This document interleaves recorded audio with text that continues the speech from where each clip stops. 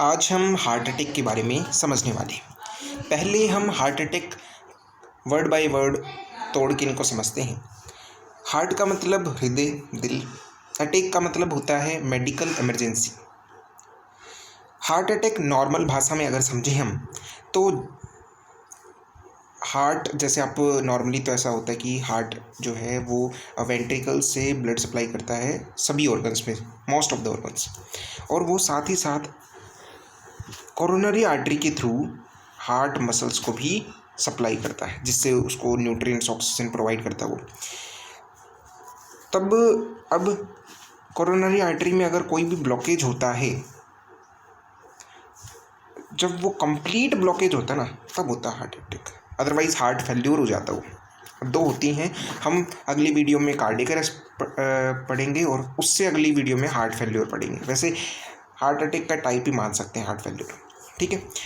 तो देखो, heart attack usually occurs when a blood clot और plaque blocks blood flow of coronary artery. अब coronary artery में जब ब्लड क्लॉट या प्लेग का एक्यूमुलेशन हो जाता है inner lining of the blood vessel, है ना, तब वहाँ पे ब्लड सप्लाई हो नहीं पाता है, और जिससे जो ऑक्सीजन मिलनी थी, न्यूट्रिएंट्स मिलने थे हार्ट टिश्यूज़ को, वो नहीं मिल पाते हैं, और उससे टिश्यू की जो है डेथ हो जाती है। अब यहाँ पे जो ब्लड क्लॉट है, प्लेग है, कोरोनरी है, इन टर्म्स को थोड़ा अपन समझ लेते हैं।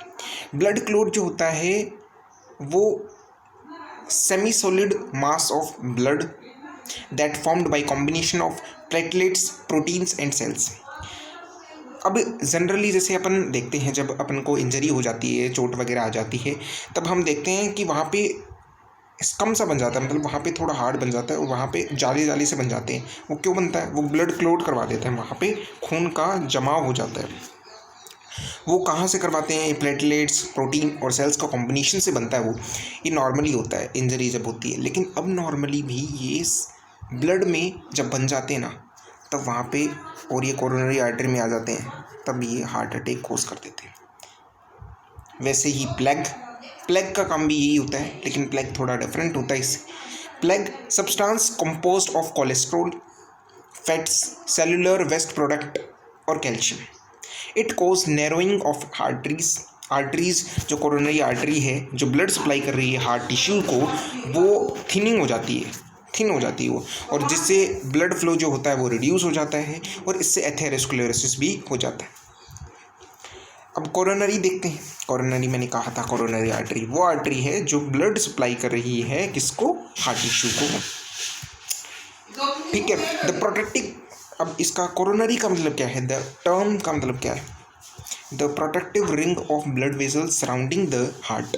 जो प्रोटेक्टिव रिंग जो है ब्लड वेसल्स की, जो सराउंड कर रही है हार्ट को और सप्लाई कर रही है ऑक्सीजन और अदर न्यूट्रिएंट्स।